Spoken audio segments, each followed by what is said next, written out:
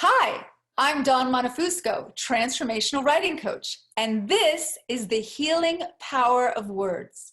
Create with passion and write powerful stories that have impact.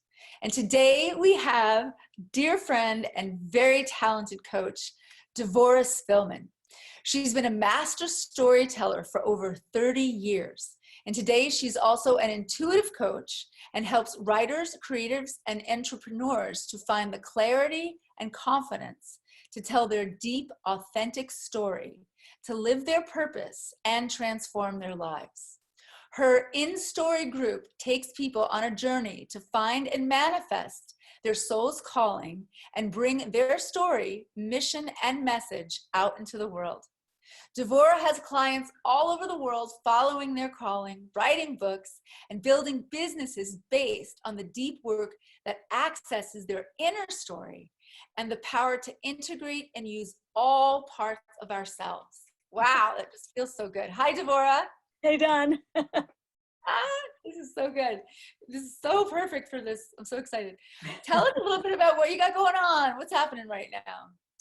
So one thing that's happening that happens all the time is what I call the in-story way. And that is my year-long ongoing deep dive into what does it mean to live your soul story. Not just tell it, not just write it, but actually find it and bring out something. For a lot of my people, it's something that has always been a part of you that is not the part you expressed. It's not the part you lived.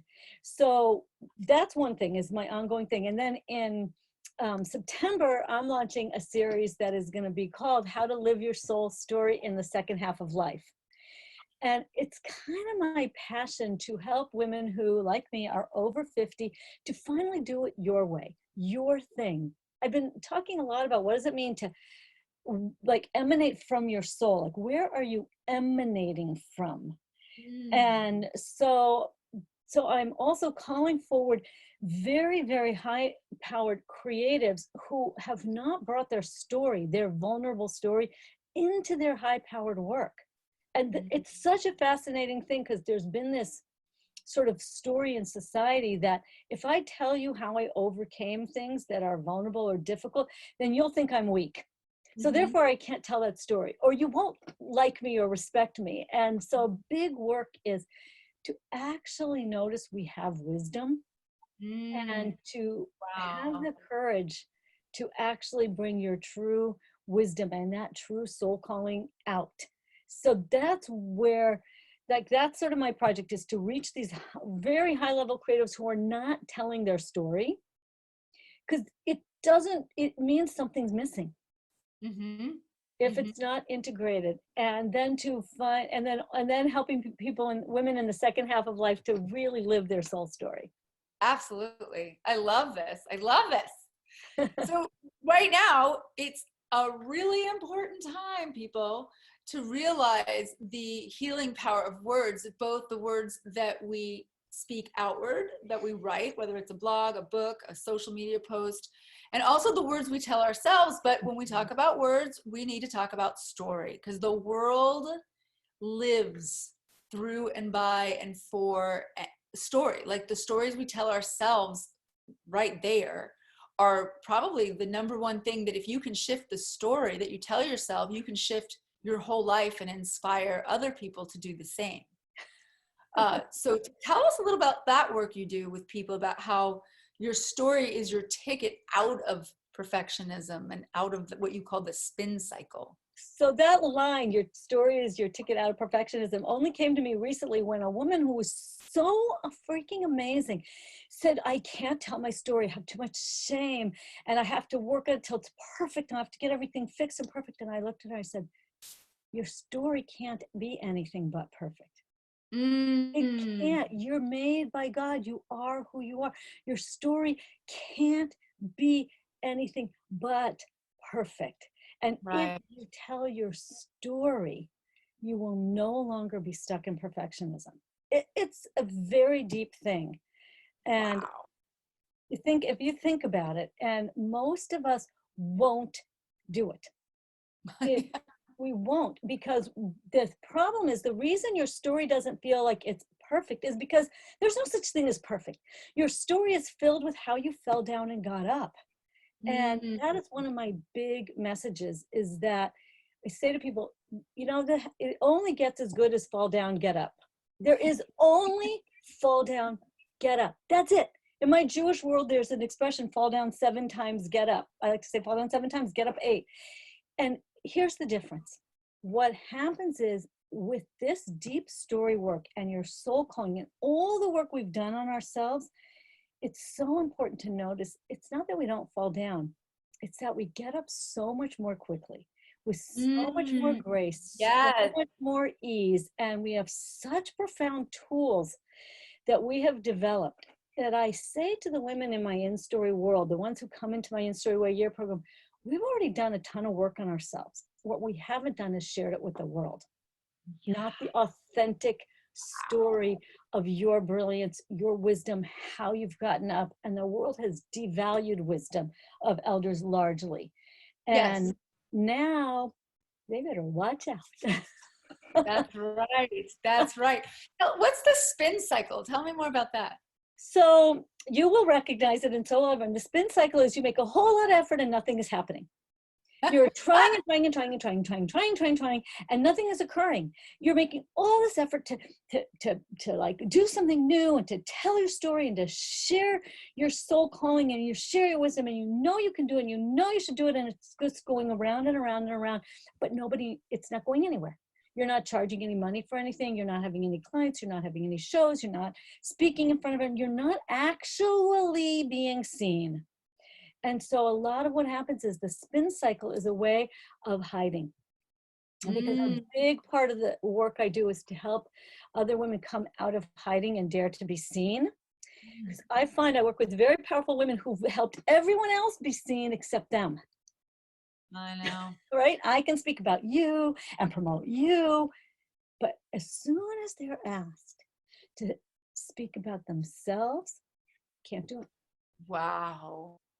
That speaks volumes about the women. I mean, especially now we're in the feminine movement now, finally, leading with the feminine. But one of the things that we have to remember is we take care of everybody but ourselves.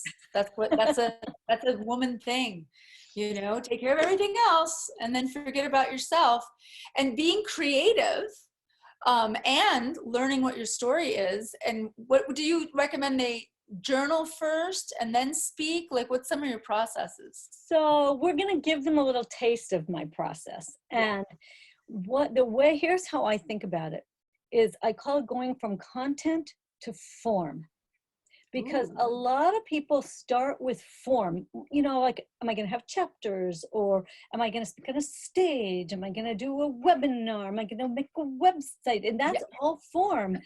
And but they're too afraid to put any authentic form in. And if authentic content, I mean. And so, like, I just was talking with a woman, and she has all this business background, but she can't go forward because she has shame stories, and she's too scared to share them, even though she's completely powerful and on the other side of them. And she has all this wisdom, but she's ashamed because before, when she told her stories, she was shamed, right? Wow. So, Yeah. right? What I do is I have created a process, the In-Story Way process, and we're going to do it. That what it does is it like sneakily gets you around that resistance, around that old fear, and allows you to directly access your subconscious, your higher calling, without the ego mind getting hooked in there. And when you do this regularly, you are immediately out of the spin cycle. If you do this process that we're going to show them today regularly, you are literally never stuck. I love Because this. you I are love it. gaining access not through your try harder mind. Right. And so what happens is you get this raw content that's always with image, metaphor, and story, because that's how that realm communicates with us. Then you get to interpret it, understand its meaning, and then you get to use it to give over your messages and your stories. So I love it. I don't know if You we'll have mentioned time you mentioned there's 3 types of stories you can tell to influence and inspire. Before we go into that process, just let us know that. What were the 3 types of stories that you can tell to Okay, influence sure. and This is inspire? just there are a number of different entry points into storytelling, and all of it starts, before I tell you these 3 types, all of it starts with learning how to do this guided process and learning Ah, how to use metaphor. I awesome. just did a training for my group on how to use metaphor. There's a fun, maybe we'll have time for it. So there's a fun exercise you can do. So you have to use metaphor. And then there are stories from your past, Mm, right? Like childhood stories. And the totally. way you learn to use those is to see that many times they're metaphor stories. So, and you Gotcha. access them through the same guided process. Then there's a very important kind of story. We've seen a lot of people use these called turning point stories. Mm. Now, a Oh, lot of yeah. times people say to me, but I don't have a story to tell because I never almost died. I'm like, good, good. So turning point stories are very important if you're in any kind of business, are really important to learn how to do, because often people tell stories, this happened, like I was poor and now I'm rich, or I was sick and now I'm healthy. But then I'm like, well, bully for you. Like, Yeah. I don't care. They'll go brag about how good you are. I still feel terrible.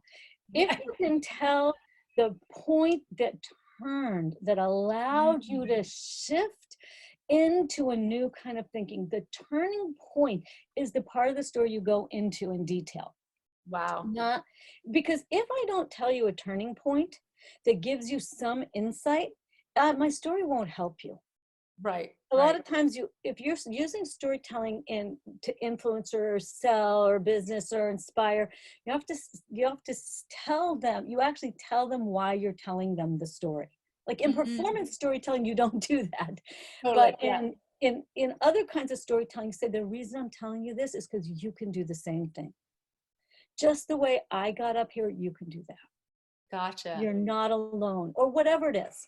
That moment when I realized suddenly that, and I have a turning point story where I realized I had this old message I told myself that I could conceive and not give birth because my children are adopted. I went through 10 years of infertility, which is terrible. Wow. And now the happy news is that my 22-year-old daughter had a baby, so I'm a grandma, I know. So cool. which is amazing. But there was a point, there were 2 turning points. One was when I realized I had been praying to have a healthy baby and not to give birth, that I could Oh, have a healthy fascinating. Yeah. baby in a different way. And then a few years into my business, I was still having this idea that I could conceive things but not manifest them or bring them out. And I was like, I have a business. It's not, Yeah. maybe that old story isn't true anymore. And Yes. so then I could say to Yes. someone, what old story are you telling yourself? Have you ever had the feeling that you can think of things but can't bring them out? And then of course, Yeah. so often we teach what we need to learn, right? My whole thing is about how do you take what's in We've you got and bring it out? the past story, the turning point story, and what's the third one? Everyday stories. Oh, everyday story. Everyday stories are, I just saw a dragonfly landed on my hand. Oh, yeah. Or everyday stories, my daughter had a big everyday stories, my daughter had a baby and I'm a grandma. But other everyday stories are really learning how to use the metaphors around you. Like I'm walking through the Awesome. forest path, Oh, I love I this. can do a post about how it, like this, someone came and made this path through the forest, so I can go here. I make a path through the forest of story so you can tap into your soul story. We each Ooh. make a path that we know how to make through an impenetrable forest. Oh my God, I love this. This is amazing. All right, so we have That's a the power of Facebook group. metaphor. We have a Facebook group associated with this writing series. Good. So if you haven't joined it, it's on the email, it's in the group, because we're going to do a process and you can do it too with us. And Devorah will be in the group and you can talk to us. We can write together and engage in this whole process together. So Awesome. So here's the question, let's see, I had here, which is, well, yeah, how do you pull out and share the wisdom of your story? Or what would you recommend to So show? why don't we do the guided process now? Okay. So they'll get a sense of it, and then I'll talk a little bit I'll answer that question as part of explaining how to use what you get in the process. Okay. And I do want to say that the reason that we're doing this again, just to remember and bring us back to this, is now is the best time in human history to realize that our words and our stories can be very healing, and the world needs this right now. So even if you're just healing yourself, you're actually rippling out and healing the world. So It's this true. is It's true. very, This work gives you access to your intuition, your higher guidance, to your connection with the divine, with God. It gives you access, and it's so simple, but if you use it regularly, you will have the ability to access that higher realm and yeah, imbue everything you do from that very aligned place. It's that higher place and that soul essence that's yours. And awesome. what I find is that when people do this deep work, it opens up whatever's ready to be opened up. Like one of the Mm. women I work with privately, she's a very renowned artist, and a childhood recurring terrifying dream came back to her, and she healed the dream. She went back in through our process and changed the ending of the dream to where what was frightening in her dream became her ally. Oh my God. It was All right, amazing. So let's do this before we run out of time, because this is too good. This is too good. right. So we're going to do a simple version of this process. And what I want to say is, and I'll walk everybody through it, but I'm going to use it for image and metaphor, but we use it for story as well. We use it for both finding stories from your past. We use it from clearing old stories. We're not going to do all of those now, but people will have a more lengthy, complex version of this as a recording that they're going to get as part of their free gift. Just so Oh, they know. fun. Yeah. Yeah, Okay. look at this. Yeah, So good. it's very powerful work. It's super cool and simple. Sometimes the Yeah. most powerful things are very simple. Listen to that. Listen to what she just said. The most powerful things are simple. Yes, it's true. All right, so close your eyes and just begin to notice your breath coming in and out. And really allow yourself to feel that shift to stillness. And feel a sense of breathing bigger than your physical self. Then allow your awareness to shift to that flow from above and feel your connection to God, to Source, the universe, and feel that pure light from above coming down to the top of your head, filling your whole body, your whole being with light, love, healing, blessing, guidance, clarity down through your feet into the earth, grounding you in the earth. And breathe up that solid, rooted, comforting energy of the earth into the center of your being, and be aware of being in the state of connected flow. This is the first step of the In-Story Way guided process that I created, and it has the acronym STATE. So the first step, the S, is always stop and breathe. And this is an essential piece of being able to access this kind of content, is this stop and breathe and shift into that state of connected flow. The second step is somewhat unique to this process, is think about it, the T. And in the think about it step, you can use this process to direct towards anything you're working on. So today, for the basic introduction to this work, I want you to think about who you are, what you do in the world. What are your gifts? And what are you so grateful for? Take a moment and put your attention on the positive, feeling blessed, feeling grateful, being aware of who you are, what you do in the world, and what are your gifts, your talents, your abilities. Just let that be kind of gently in the front of your consciousness. So the think about it step is where we take our conscious mind and intend it on whatever we're working on. Sometimes we do the opposite and do a clearing of something. So what are you good at? The next two steps always come together.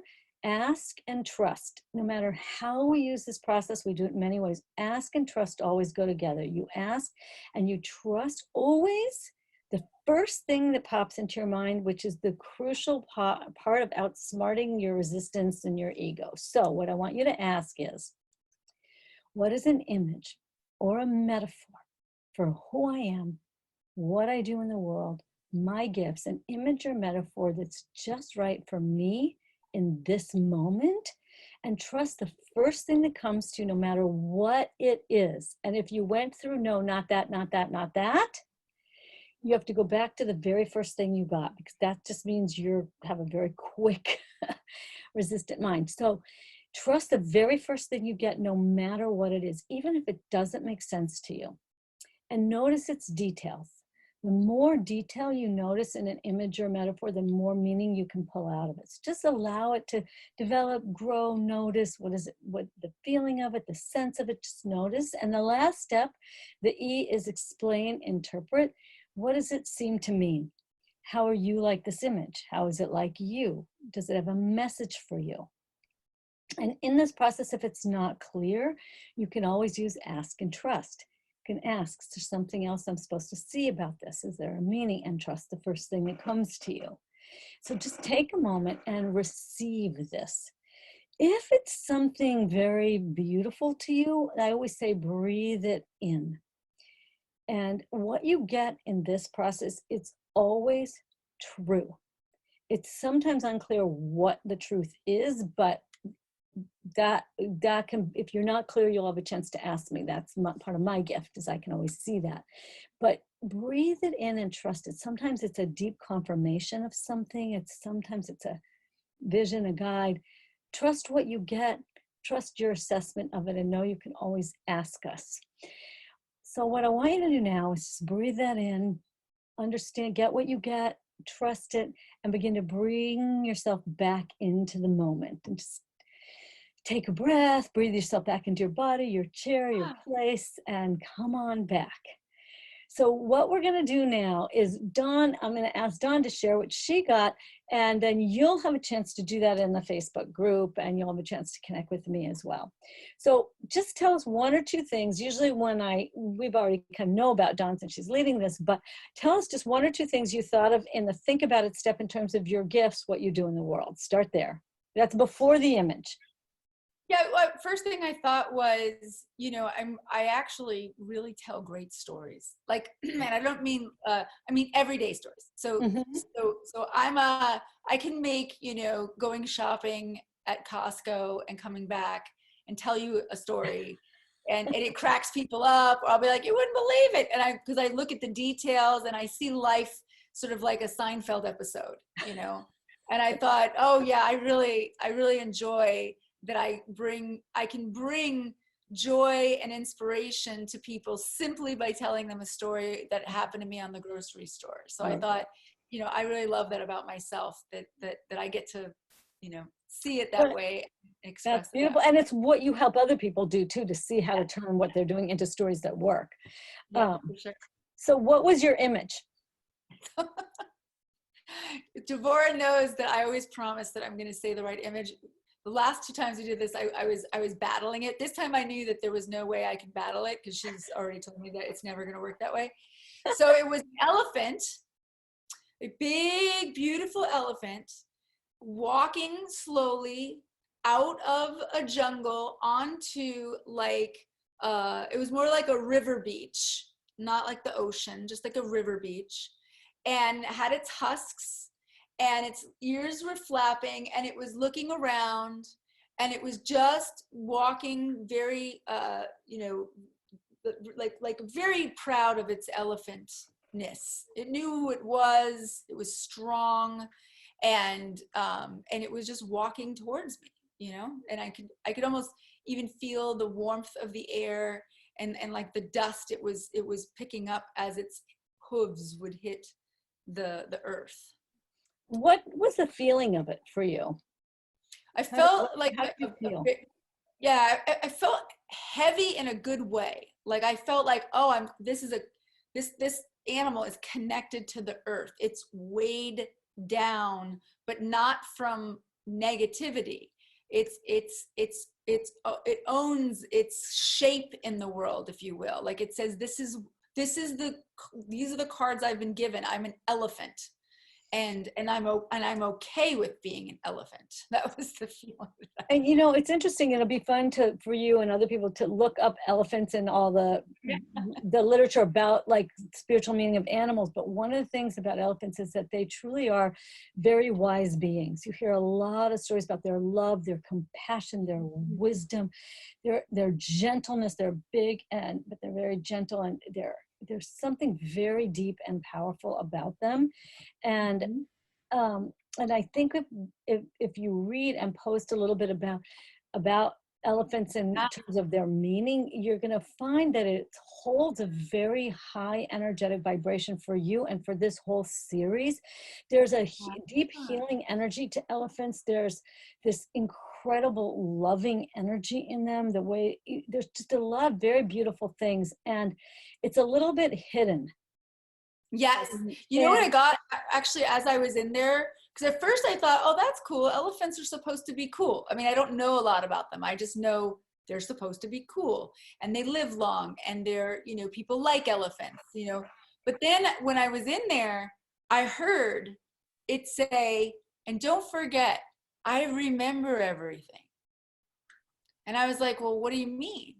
And I heard this very gentle voice saying, it's okay for you to, this sounds crazy, it's okay for you to change your future based on the knowledge you've gained from your past. You don't have to be your past.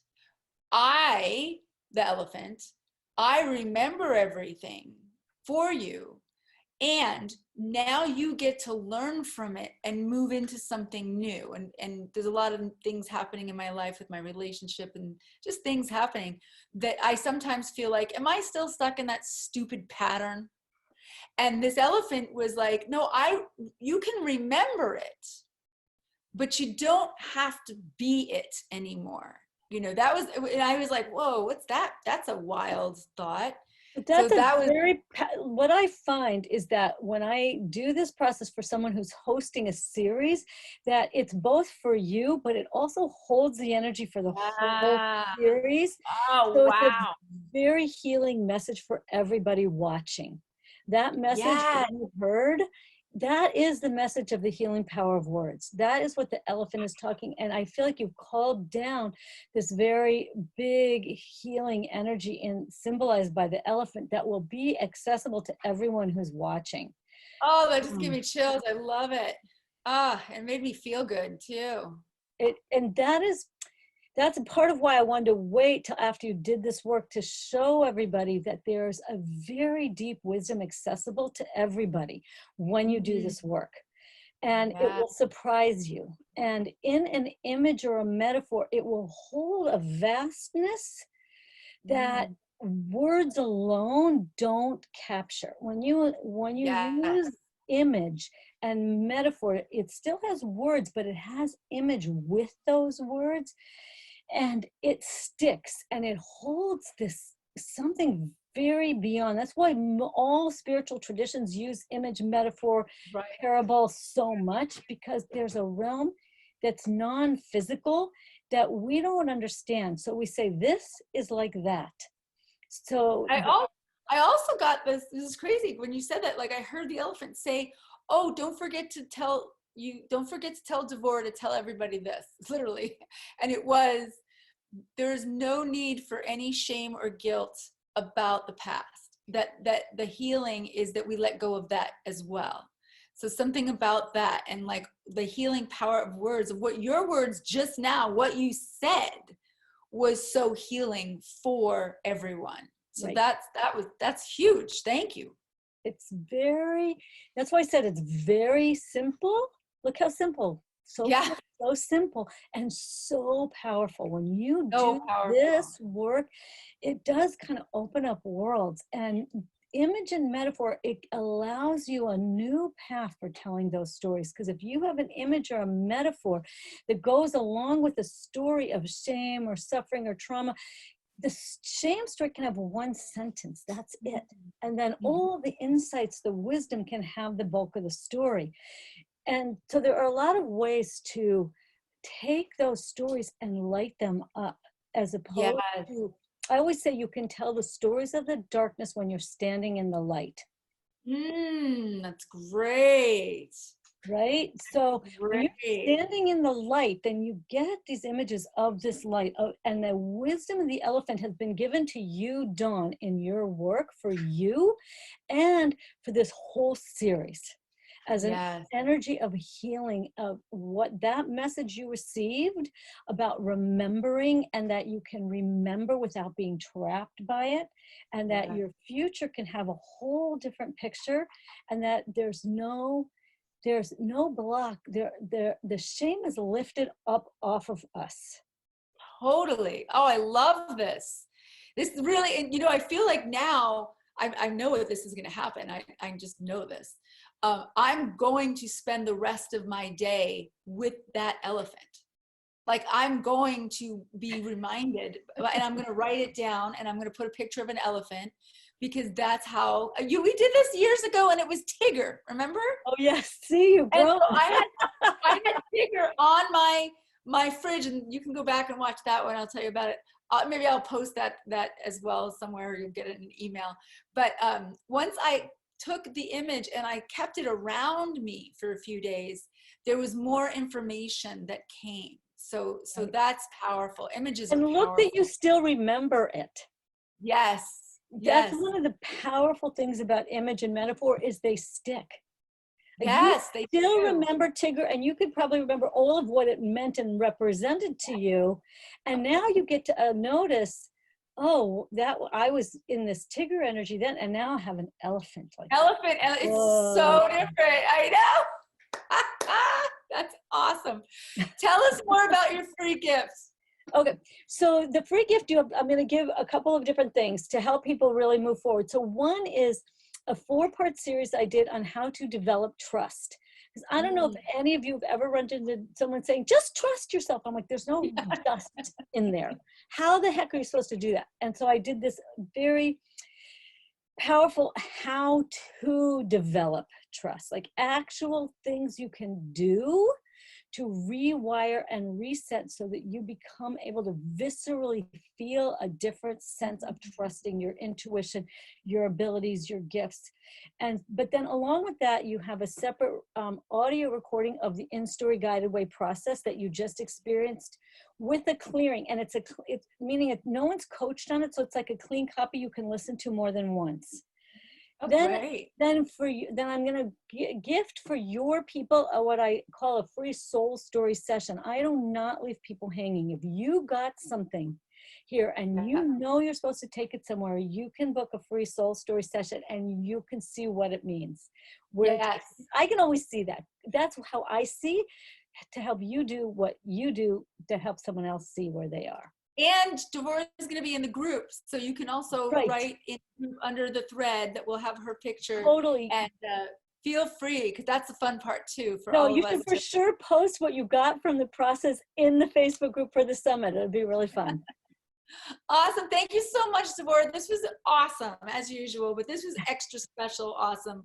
I think because the world is so needing this, it's like the timing is so ripe for this. So thank you. One of the things I say, just as we're wrapping up, I tell people to lead in your lane, meaning lead with your gift, with your words, your soul story, lead in your lane. And this will give you a really powerful tool to do that. Oh, beautiful, beautiful. Thank you. I love you. We should go on a social distancing hike soon. Yes. We're in the same town. We never see each other because we're always busy. But let's put that on the docket, and for the summer at least. And I love you and thank you. And let's see each other in the group. We'll see each other soon. All right. Thanks so much, Dawn. Yeah, my pleasure. Bye.